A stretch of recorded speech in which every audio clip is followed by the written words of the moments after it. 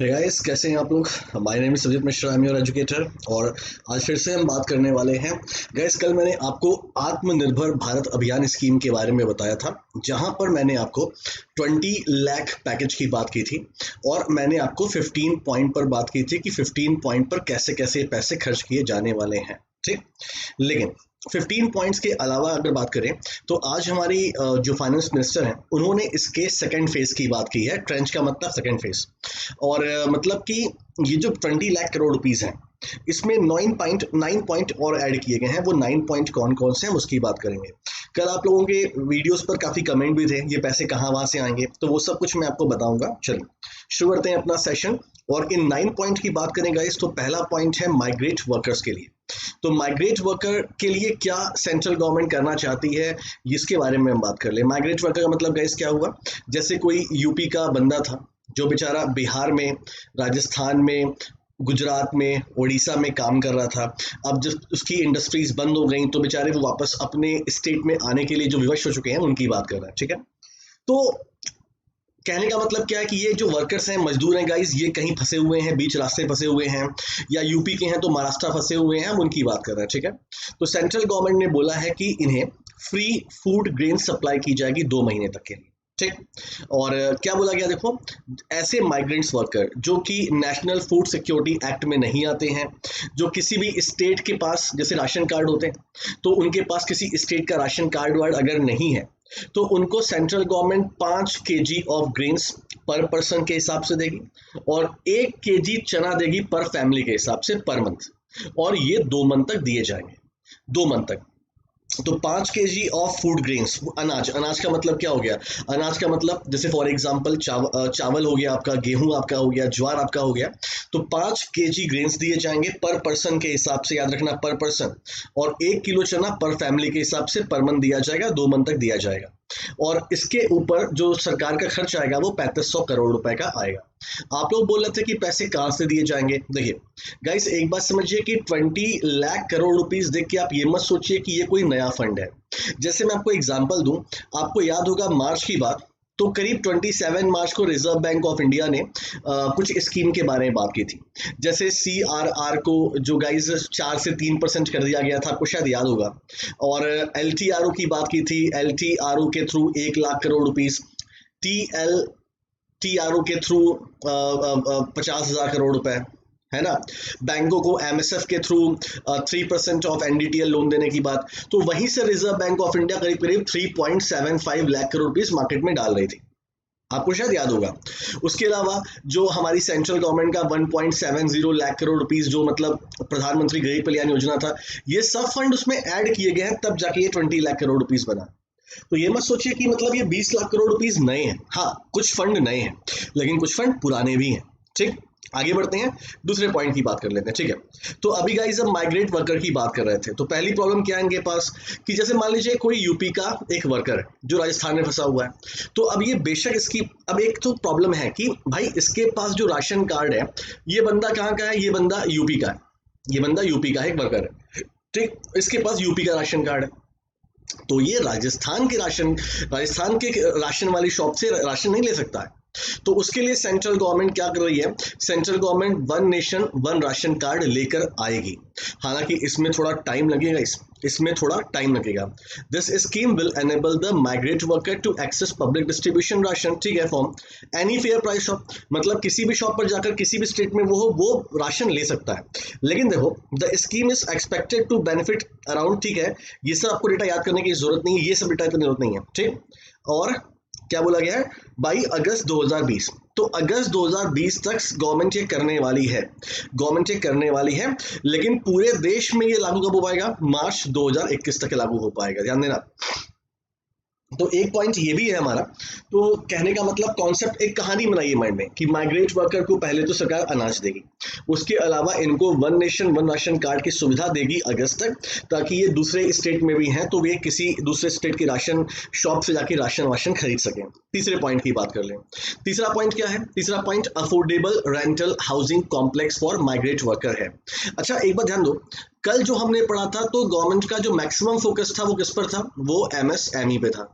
और आज आप जो पढ़ रहे हो गाइस, उसमें गवर्नमेंट का मैक्सिमम फोकस जो है वो लेबर क्लास के ऊपर है, माइग्रेट वर्कर के ऊपर है, ये ध्यान देना, ठीक है। चलो, तो अब क्या कहा गया इसमें, देखिए, to provide house to migrate worker. एक बार वॉइस चेक कर लूँ, वॉइस आ रही है? हाँ, वॉइस आ रही है, ठीक है, ठीक है, वापस आ रहे हैं। To provide house to migrate worker and, हाँ ठीक है, ठीक है, ठीक है, हाँ, worker and urban poors at affordable price, the government of India is going to, Bharat सरकार प्रधानमंत्री आवास योजना के तहत एक काम करने वाली है, सिंपल सी भाषा में, ठीक। भारत सरकार क्या करेगी, हर शहर में जो गवर्नमेंट के फंडेड हाउसेज हैं, जैसे गवर्नमेंट के धर्मशाला हैं या गवर्नमेंट के कोई होटल्स हैं, मंदिर मस्जिद के बाहर नहीं कुछ है, जैसे गवर्नमेंट अपनी तरफ से कुछ बना देती है रहने के लिए, सराय बनाए चाहे कुछ भी, तो उसमें क्या होगा, उसमें अफोर्डेबल रेंटल हाउसिंग कॉम्प्लेक्स बनाया जाएगा। अफोर्डेबल रेंटल हाउसिंग का मतलब सरकार रेंट लेगी लेकिन बहुत ही सस्ते रेट पर।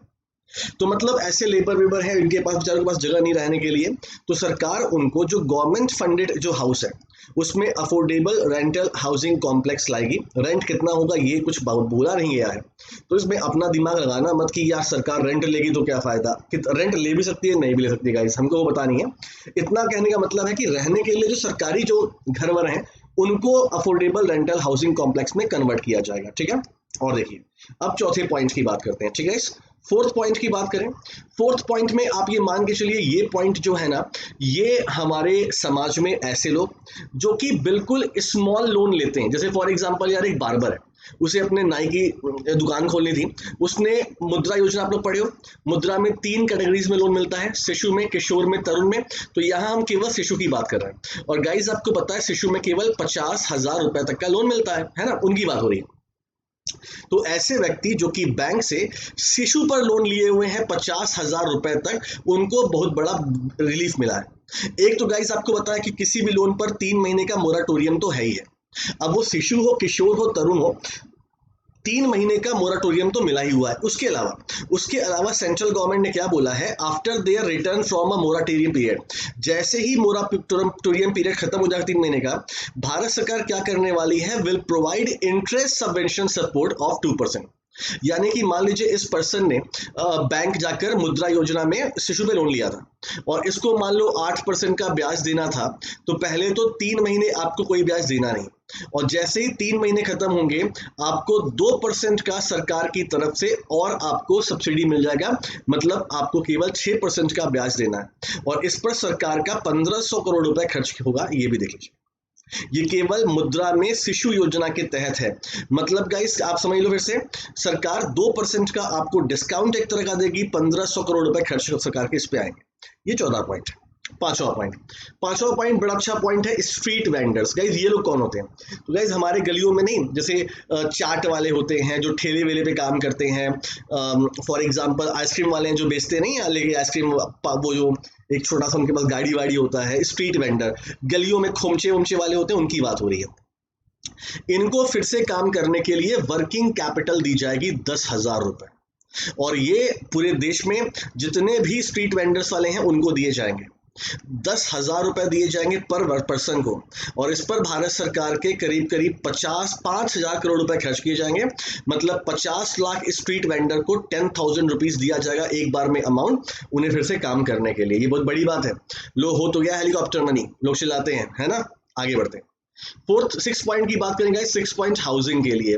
अब ये हाउसिंग का मतलब होम लोन की बात यहाँ पे नहीं, मतलब यहाँ पे होम लोन की बात नहीं हो रही है, मैं समझाता हूँ, इसे समझना पड़ेगा थोड़ा। देखो, तो गवर्नमेंट ऑफ इंडिया जो है, गवर्नमेंट ऑफ इंडिया की क्रेडिट लिंक सब्सिडी स्कीम जो है, ये भारत सरकार बढ़ा रही है 31 मार्च 2021 के लिए। मेरी बात, मैं आपको इस स्कीम के तहत एग्जांपल कुछ दूंगा, ठीक है। देखिए, पहली बात आप बस याद रखिए कि government of India credit link subsidy scheme बढ़ा रही है। कब तक बढ़ा रही है? 31 मार्च 2021 के लिए बढ़ा रही है, ठीक। ये है क्या, ये क्रेडिट लिंक्ड सब्सिडी स्कीम क्या होती है? और देखो ध्यान से, ये मिडिल इनकम ग्रुप के लिए है, मतलब जैसे हम लोग के लिए है, ठीक है। तो गाइस जैसे क्या हुआ, जैसे आपने मैं एग्जांपल दूंगा, आपने प्रधानमंत्री आवास योजना पे लोन लिया, तो आपको पता है कि भारत सरकार इस पर आपको सब्सिडी देती है, ठीक है।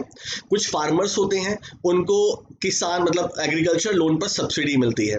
तो जो मिडिल इनकम ग्रुप के लोग हैं, जिनकी एनुअल इनकम 6 से लेकर 18 लाख रुपए तक होती है, उन्होंने अगर क्रेडिट लिंक्ड सब्सिडी स्कीम पर कोई लोन वोन लिया है वो तो ठीक है। अगर मान लीजिए हम में से कोई लोन लेना चाहता है तो अब 31 मार्च 2021 तक के लिए ये स्कीम को एक्सटेंड कर दिया गया है।